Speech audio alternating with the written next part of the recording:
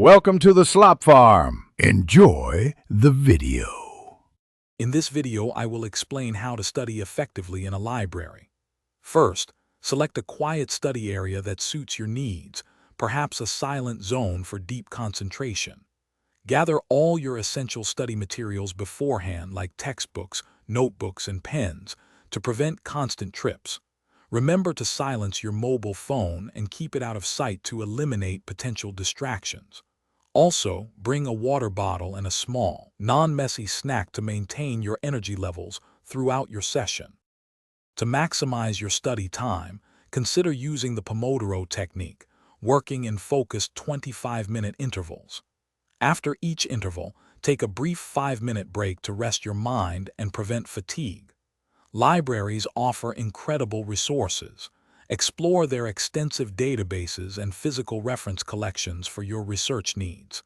If you're working with others, remember to use designated group study areas and keep your discussions at a low volume to respect fellow students. Maintaining focus and comfort is crucial for long study sessions. Opt for comfortable clothing to avoid any physical discomfort that could distract you. Ensure your chair and desk are adjusted ergonomically to support good posture and prevent strain. It's beneficial to take a short walk every hour or so to stretch your muscles and give your eyes a break.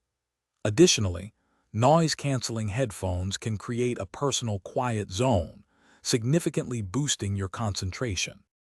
As you wrap up, remember library etiquette. Always keep your voice low and be mindful of others who are concentrating.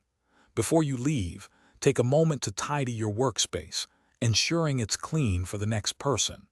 Don't forget to return any borrowed books or materials to their correct locations.